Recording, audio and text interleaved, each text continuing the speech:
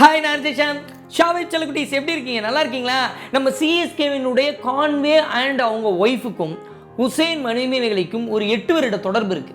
அது என்ன அப்படின்றத இந்த வீடியோவில் வந்து பார்க்க போகிறோம். அது மட்டும் இல்லாமல் கான்வேவை சொந்த நாட்டில் இருந்தே துரத்தி அடிச்சிருக்காங்க. அது ஒரு மாதிரியான ஒரு பெயின்ஃபுல்லான ஒரு ஜேர்னிங்க, கண்ணீர் விட வைக்கக்கூடிய ஒரு சம்பவங்க. அதை பற்றி இந்த வீடியோவில் வந்து பார்க்க போகிறோம். அது மட்டும் இல்லாமல் காரு, தன்னுடைய வீடு, இதெல்லாம் சொந்த நாட்டில் வித்ததன் பின்னணி என்ன, கான்வேக்கு நடந்தது என்ன அப்படின்றது தான் இந்த வீடியோவில் நம்ம டீட்டெயில்டாக வந்து பார்க்க போகிறோம். வேற லெவல் இன்ஸ்பைரிங்காக நிச்சயமாக வந்து இருக்கும். சரிங்களா? வீடியோக்குள்ளே போகிறதுக்கு முன்னாடி கான்வே எப்படி கிரிக்கெட் ஆடி நீ CSKல வந்து சம்பாரிச்சிட்டு இருக்காரு, நியூசிலாந்தில் சம்பாரிச்சிட்டு இருக்காரோ, அதே மாதிரி நீங்கள் ஐடி ஃபீல்டில் சம்பாதிக்கணும்னு நினச்சிங்கன்னா நீங்கள் வந்து ஐடி கோர்ஸ் படிக்கலனாலும் சரி, பிஎஸ்சி கம்ப்யூட்டர் சயின்ஸோ ஐடியோ படிக்கலனாலும் சரி, எனி கோர்ஸ் டிப்ளமோ கோர்ஸ் படிச்சிருந்தாலும் சரி, நீங்கள் ராஜலட்சுமி எட்வர்ஸ் ஆன்லைன் பிளாட்ஃபார்ம் மூலியமாக என்ன பண்ணலாம் அப்படின்னு வந்து கேட்டிங்கன்னா, Python, data science, Java, full stock development இதெல்லாம் கற்றுக்கிட்டு ஐடி வேலைகளில் ஜாயின் பண்ணலாம். சாட்டர்டே சண்டேல உங்களுக்கு ஏதுவான டைமில் கிளாஸஸ் வந்து எடுக்கிறாங்க. தமிழ்லேயே எடுக்கிறாங்க, இங்கிலீஷ்லேயே எடுக்கிறாங்க, ஆன்லைன் கிளாஸஸும் இருக்குது, ரெக்கார்டிங் கிளாஸஸும் இருக்குது. அது மட்டும் இல்லாமல் இஎம்ஐ முறையிலும் நீங்கள் ஃபீஸ் கட்டலாம். படித்து முடிச்சதுக்கப்புறம் 100% ஜாபுக்கும் சப்போர்ட் வந்து பண்ணுறாங்க. இதை யார் நடத்துகிறாங்கன்னு கேட்டிங்கன்னா, 25 வருடத்துக்கு மேலாக இந்த எஜுகேஷனல் இண்டஸ்ட்ரியில் எக்ஸ்பீரியன்ஸ் இருக்கக்கூடிய ராஜலட்சுமி இன்ஸ்டியூட் தான் ராஜலட்சுமி எட்வர்ஸ். அவங்களுடைய கான்டாக்ட் வந்து பின் டாப்லேயும் வச்சுருக்கேன், டிஸ்கிரிப்ஷன்லேயும் வச்சுருக்கேன். உடனடியாக நீங்கள் அவங்களுக்கு கால் பண்ணி நீங்களும் ஐடி வேலையில் ஜாயின் பண்ணலாம். சரிங்களா? கான்வே அவர் பிறந்த ஊர் வந்து பார்த்தீங்கன்னா சவுத் ஆஃப்ரிக்கா. சின்ன வயசுலேருந்து அவருக்கு கிரிக்கெட் ஆகணும் அப்படின்ற கனவு, வெறி, இது எல்லாமே இருக்குது.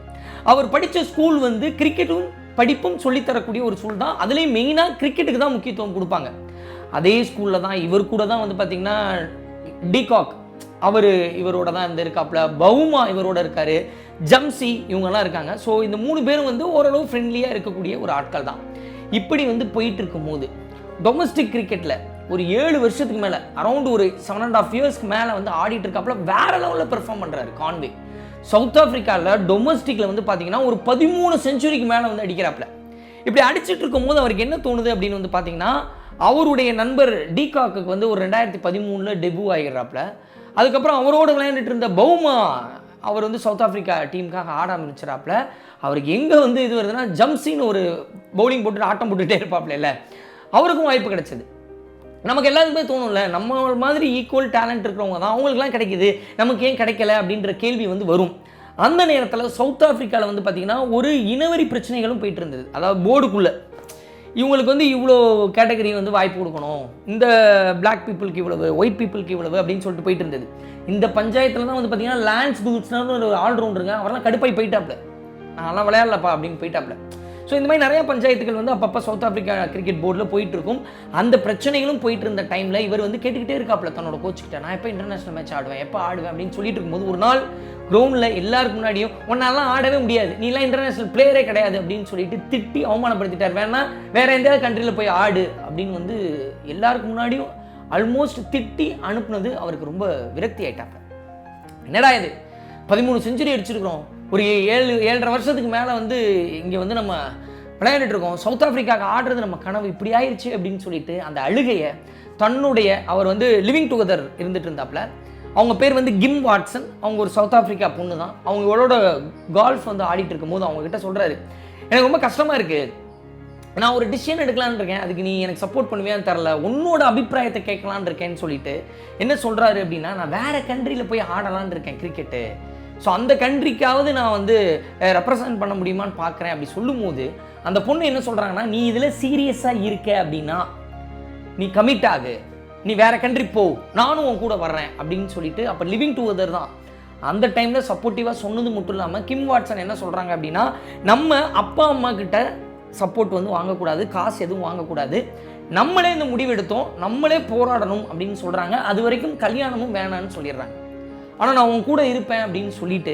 அதுக்கப்புறம் பாருங்கள் எவ்வளோ அழகாக ஃபஸ்ட்டு தன்னை சார்ந்து இருக்கக்கூடிய பெண்மணிகிட்ட கேட்டார், நான் இப்படி ஒரு கெரியர் டிசிஷன் எடுக்க போகிறேன், உனக்கு ஓகேவான்னு சொல்லிட்டு. அது சூப்பர் மேட்டரில். அதுக்கப்புறம் அப்பா அம்மாட்ட போய் சொல்கிறாரு, சொல்லிட்டு அப்பா அம்மாவோட பிளெஸிங்ஸை வாங்கிட்டு தலைவன் என்ன பண்ணுறாப்புலனா, அங்கே இருந்த ஒரு 3 பெட்ரூம் வீடு சவுத் ஆஃப்ரிக்காவில் தனக்குன்னு வாங்கின வீடை வந்து விற்கிறாப்புல, தன்னோட காரை விற்கிறாப்புல. ஏன்னா இந்த காசு நமக்கு வேணும், நம்ம நியூசிலாந்து போயிடலாம் அப்படின்னு சொல்லிட்டு நியூசிலாந்து போகிறதுக்காக ஃப்ளைட் ஏறுறாப்புல. ஃப்ளைட் ஏறி உட்காந்து அந்த ட்ராவலில் யோசித்தாரான், அரௌண்ட் 25 வருஷம், என்னோட 25 வயது வரைக்கும் நான் இங்கே இருந்திருக்கேன், 2017 வரைக்கும். ஸோ இந்த மண் என்னோட கனவு, என்னோட காரு, என்னோட வீடு எல்லாத்தையும் விற்றுட்டு என் கனவெல்லாம் தூக்கி போட்டுட்டு ஒரு துரத்தி அடிக்கப்பட்ட ஒரு அகதி மாதிரி தான் நான் நியூசிலாந்து போகிறேன் அப்படின்ற மைண்ட் செட்டோடையே தான் நான் போயிருப்பார் அவர்.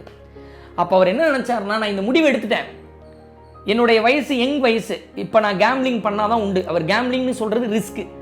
இப்போ நான் அந்த கேம்பிள் பண்ணால் தான் உண்டு, இல்லைனா என்னையால் ஏஜ் ஆனதுக்கப்புறம் பண்ண முடியாது, அதுக்கப்புறம் நான் வந்து ஃபீல் பண்ணுவேன். அதனால இந்த முடிவெடுத்ததுக்கு நான் ரெக்ரெட்டே பண்ணக்கூடாது அப்படின்னு சொல்லிட்டு தன்னுடைய லவுடு ஒன்னோட நியூசிலாந்தில் இறங்குறாரு. மனுஷன் அன்னைக்கு ஃப்ளைட்டு இறங்கினோன்னே கிரவுண்டுக்கு தான் போனாராம். ஸோ இப்படி போகும்போது 2018 லோக்கல் மேட்ச் வெலிங்டன் டீமுக்காக ஆடுறாப்புல, நியூசிலாந்தில் நல்லா ஆடுறாப்புல. ஏன்னா அவர் ஏன் வந்து நியூசிலாந்து செலக்ட் பண்ணார் அப்படின்னு சொல்லிட்டு கேட்டிங்கன்னா, அஜஸ் பட்டேல் அப்படின்னு சொல்லிட்டு மும்பை பிளேயர் தான், மும்பையில் தான் இருந்தாப்புல. அவருக்கு வாய்ப்பு எதுவும் கிடைக்கல. நியூசிலாந்து ஒரு சின்ன கண்ட்ரி, அங்கே கிரிக்கெட் ஆடுறவங்க கம்மி, அங்கே போனால் அங்கேயாவது நம்ம கிரிக்கெட் ஆட முடியும் நாட்டுக்காகன்னு சொல்லிட்டு அங்கே போனாப்புல. அஜாஸ் பட்டேல் போய் இந்தியாவுக்கு எதிராகவே வந்து விக்கெட்லாம் எடுத்தாப்புல, சரிங்களா? ஸோ அதே மாதிரி இவர் என்ன பண்ணுறாரு அப்படின்னு வந்து பார்த்தீங்கன்னா 2018 ஆடுறாப்புல, டீசெண்டாக ஆடுறாப்புல. 2019 சம்மடி அடிக்கிறாப்புல, 200லாம் அடிக்கிறாப்புல. ஸோ டொமஸ்டிக் பிளேயருக்கு ஒரு அவார்டு கொடுப்பாங்க, அந்த வருஷம் அவர் தான் வாங்குறாரு 2019. 2020 ஒரு மேட்ச் 50 ரன்னுக்கு 4 விக்கெட்டுன்னு இழந்திருக்கும் போது 352 பாலை எதிர்கொண்டு 327 ரன் அடிக்கிறாப்புல. என்னையா இவன் செம்மையா அடிக்கிறானேயா அப்படின்னு சொல்லிட்டு அதுக்கப்புறம் நியூசிலாந்து டீமில் எடுக்கிறாங்க. T20 ஒன் டே ஆடி அதுக்கப்புறம் லார்ட்ஸில் அவருக்கு டேர்னிங் பாயிண்டான இன்னிங்ஸ் எதுனா இங்கிலாந்துக்கு எதிராக டெபு மேட்ச், டெஸ்ட் மேட்ச். அந்த மேட்ச்சில் ஒரு 200 அடிக்கிறாருங்க. அடித்ததுக்கப்புறம் ஏலத்துக்கு வர்றாரு, அன்சோல்டு பிளேயர். கான்வேவும் எல்லாரும் நிராகரிக்கிறாங்க, வேணாம் வேணாம் வேணாம் அப்படின்னு சொல்கிறாங்க. அப்போ அன்சோல்டு பிளேயராக இருந்த கான்வேக்கு கை கொடுத்தது யாருன்னா CSK, தோனி, ஃப்ளமிங் இவங்களோட ஐடியேஷனில் கான்வே வந்து எடுக்கிறாங்க. தோனியை பற்றி ஒன்று சொல்லுவாருங்க. அதாவது சென்னையினுடைய ஃபிசியோ ஒருத்தர் இருந்தார், அவரை மீட் பண்ணும்போது வாய்ப்பு கிடைச்சது. எனக்கு தோனியை பற்றி யாராவது பேசிட மாட்டாங்களான்னு போய் கேட்பேன். ஸோ அப்படி பேசும்போது அவர் என்ன சொன்னார்னா, தோனி ஒரு பிளேயர் எடுக்கிறாருன்னா அவருக்கு பின்னாடி ஒரு ஸ்டோரியும் இருக்கணும், அவன் கஷ்டப்பட்டு வந்திருக்கணும். இப்போ மோகித் சர்மான்னு ஒரு பிளேயர் வந்து எடுத்தார் CSKல. அவன் நல்ல பவுலர் தான், அதுக்காக மட்டும் எடுக்கல, நல்ல டேலண்டாக இருந்ததுனால மட்டும் எடுக்கல CSKல. எதுக்காக எடுத்தார்னா அவர் ஃபிட்னஸ்க்காக அவர் மாடலிங் பண்ணிட்டு இருந்தாராம். ஸோ மாடலிங்கில் நான் நல்லா வரணும்னு ஃபிட்னஸ்க்காக கிரிக்கெட் ஆட ஆரம்பிச்சாராம். அப்புறம் கிரிக்கெட்டே கரியர் ஆக்கிட்டாராம். இந்த ஜேர்னி நல்லா இருக்குல்ல. ஸோ இப்போ கஷ்டப்பட்டு வந்திருக்கான், அவனுக்கு வாய்ப்பு கொடுப்போம் அப்படின்னு சொல்லிட்டு தான் வாய்ப்பு கொடுத்தாராம். ஸோ அப்படி ஒரு மென்டாலிட்டி இருக்கக்கூடிய ஒரு ஆள். ஸோ அதனால கான்வேவுடைய ஜேர்னியும் பார்த்துட்டு கூட எடுத்துருந்துருக்கலாம். நீங்கள் யோசித்து பாருங்கள், ரகானே வந்து கஷ்டப்பட்டுட்டு இருக்காப்புல, நல்ல பிளேயர், நல்ல டேலண்ட்டு, பெயின்ஃபுல்லான ஒரு ஹிஸ்ட்ரி இருக்குது அப்படின்னு சொல்லிட்டு ரகானே எடுத்துருப்பாப்புல. வாட்ஸனுக்கு அதே நடந்தது. 2015 வந்து ஆஸ்திரேலியா டீம் விட்டு தூக்கிட்டாங்க. அதுக்கப்புறம் RCBலேயே வந்து பெரிய அளவில் கண்டுக்காமல் இருக்கும்போது வாட்ஸன் எடுத்தாப்புல. ஸோ அந்த ஜேர்னி, டேலண்ட்டும் இருக்கணும், அந்த ஜேர்னி இருக்கணும், ஒரு பெயின் இருந்தால் அவனுக்கு நம்ம ஒன்று கொடுக்கணும், ஒரு கை கொடுக்கணும் அப்படின்றது தோனியோட மனப்பான்மை. அப்படி தான் இன்றைக்கி கான்வேக்கு நடந்திருக்கு. போன வருஷம் 1 கோடி கொடுத்தாங்க. அதுக்கப்புறம் தான் வந்து பார்த்திங்கன்னா அவங்க மேரேஜ் பார்ட்டியவே பெருசாக வச்சுருந்தாங்க. லாஸ்ட் இயர் கூட தோனி போய் கலந்துக்கிட்டாரு அவங்களோட மேரேஜ் பார்ட்டியில். CSK பிளேயர் எல்லாருக்கும் தேங்க்ஸ் சொல்லியிருந்தாரு. ஸோ அந்த 1 கோடி, இந்த வருஷம் 1 கோடி, இதை வச்சுட்டு மனுஷன் என்ன பண்ணுறாருனா சவுத் ஆஃப்ரிக்காவில் மறுபடியும் ஒரு வீடு வாங்கலாம் அப்படின்னு பிளான் பண்ணுறாரு. ஏன்னா தன்னுடைய மனைவி இருக்காங்கல்ல, கிம் வாட்சன், அவங்க சவுத் ஆஃப்ரிக்கா பொண்ணு, இவரும் சவுத் ஆஃப்ரிக்கா மண்ணு தானே. அப்போ சொந்த ஊரில் விற்ற அந்த வீட்டை மறுபடியும் வாங்கணும்னு தோணும்ல. அதாவது நீங்கள் வந்து மதுரையாக இருக்கலாம், இல்லை திருநெல்வேலியாக இருக்கலாம், இல்லை திருச்சியாக இருக்கலாம், சொந்த மண்ணை விட்டுட்டு சென்னைக்கு வேலைக்கு வந்திருக்கலாம். வேலைக்கு வந்தாலும் நம்ம ஊரில் நம்ம மண்ணில் ஒரு வீடு வாங்கினியா அப்படின்னு தோணும்ல. அதே மாதிரி கான்வேக்கு தோனி CSK மூலியமாக இன்றைக்கி வந்து ஒரு வீடு வாங்குறதுக்கான பிளானிங்ஸ்லாம் போயிட்டுருக்கு. சரி, ஓகே, கான்வேக்கும் மணிமேகலைக்கும் என்ன சம்பந்தம், அதை சொல்லியா அப்படின்னு கேட்டிங்கன்னா, மணிமேகலை அதாவது என்னை பொறுத்த வரைக்கும் நம்ம சந்திக்கிற, நம்ம பார்க்குற ஒவ்வொரு ஆட்களும் நமக்கு டீச்சர் தான். அவங்ககிட்ட இருந்து கற்றுக்கிறதுக்கு ஒரு விஷயம் இருக்கும்னு நினைப்பேன். கான்வே கிரிக்கெட் பிளேயர், மணிமேகலை யோசித்து பாருங்கள், அவங்க சன் டிவியில் ஒரு 8 வருஷம் வேலை பார்த்துட்டு இருந்தாங்க. இவருக்கும் 8 வருஷம் தான், அவங்களுக்கும் அரௌண்டு 8 வருஷம் தான். சவுத் ஆஃப்ரிக்கா மாதிரி ஒரு கிரிக்கெட்டு விட்டுட்டு நியூசிலாந்து போனார்னா மறுபடியும் வந்து விளையாட முடியுமான்னு தெரியல. சவுத் ஆஃப்ரிக்காவுக்கு விளையாட முடியுமான்னு தெரியாது. அப்படிப்பட்ட ஒரு ரிஸ்க்கை தான் எடுத்தாப்புல கான்வே. அதே மாதிரி இவங்க சன் டிவிலேருந்து வெளியே வந்துட்டா மறுபடியும் போகவே முடியாது, அவங்க எடுக்கவே மாட்டாங்க. அப்படிப்பட்ட நேரத்தில் விஜேவாக இருந்த மணிமேகலை என்ன பண்ணாங்க அப்படின்னா, விஜய் டிவிக்கு வந்தாங்க. மிஸ்டர் அண்ட் மிஸ்ஸஸ் சின்னத்திரைக்கு ஒரு சின்ன ஷோக்கு கண்டஸ்டண்ட்டாக தான் வந்தாங்க. அங்கேருந்து குக் வித் கோமாளிக்கு விஜே அப்படின்றதுல கீழே இறங்கி ஒரு கண்டஸ்டண்டாக தான் பெர்ஃபார்ம் பண்ணாங்க. பெர்ஃபார்ம் பண்ணி விஜய் டிவிலே விஜேங்கும் பண்ணாங்க. இப்போ வந்து பார்த்தீங்கன்னா டிஜிட்டல் மீடியாவில் கலக்கிட்டு இருக்காங்க. அவங்க நினச்ச மாதிரியே ஒரு கார் வாங்கிட்டாங்க. இப்போ ஃபார்ம் ஹவுஸ் வந்து கட்ட போகிறாங்க. இதே விஷயம் தான் கான்வேயோட லைஃப்லேயே நடந்தது. நீங்கள் எப்படி வந்து கான்வே வந்து ஃப்ளைட்டை விட்டு இறங்கின உடனே மனுஷன் வந்து கிரவுண்டில் போய் விளையாட ஆரம்பிச்சாரோ நியூசிலாந்தில், அதே மாதிரி மணிமேகலை அவங்க 2 பேருக்கு கல்யாணம் ஆச்சு. அந்த கல்யாணமே கான்ட்ரவர்சியெல்லாம் ஆச்சு, சரிங்களா? அந்த கான்ட்ரவர்சிக்கு அப்புறம் கல்யாணம் ஆன அடுத்த நாளே சன் மியூசிக் லைவ் போனாங்க. ஏன்னா இப்போ நாங்கள் 2 பேர் இருக்கோம், கமிட்மெண்ட் இருக்குது, லைவ் வந்தால் தான் காசு கிடைக்கும் அப்படின்னு நினச்சாங்க. ஸோ அந்த கமிட்மெண்ட் தான். அந்த டிசிஷன் மேக்கிங் தான் கான்வே லைஃப்லேயும் சரி, மணிமேகலை லைஃப்லேயும் சரி. அந்த எங்கே இருக்கும்போது ஒரு சில ரிஸ்க் எடுத்துடணும்னு சொல்லுவாங்க பார்த்தீங்களா, அந்த ரிஸ்க்கு தான், கால்குலேட்டிவ் ரிஸ்க்கு தான். இன்றைக்கி அவங்க 2 பேருமே அவங்க ஒரு இடத்துல இருக்காங்கன்னா அதற்கு அந்த risk, calculative risk, decision making தான் காரணம்னு நினைக்கிறேன். ஆற்றுக்குள்ளே இறங்கி நீந்தணும், ஒரு இடத்துல இருந்து இன்னொரு இடத்த கடக்கணும் அப்படின்னா ஃபஸ்ட்டு நீந்துறதுக்கு முன்னாடி ஆற்றுக்குள்ளே இறங்கணும். ஆற்றுக்கு வெளியவே நின்றுக்கிட்டு இப்படி ஆயிருமோ, அப்படி ஆயிருமோ, அப்படி போயிருமோ, இப்படி போயிருமோன்னு யோசித்தா கடைசி வரைக்கும் ஆற்றை கடக்க முடியாதுன்னு சொல்லுவாங்க. அந்த விஷயத்தை தான் இந்த வீடியோ மூலிமா நான் சொல்லணும்னு நினச்சேன்.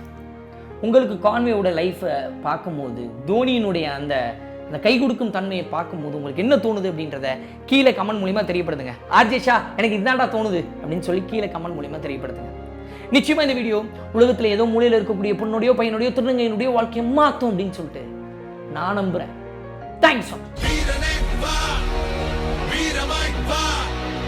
உன்னை வென்று உலகை வெல்ல வீறு கொண்டு வாமா.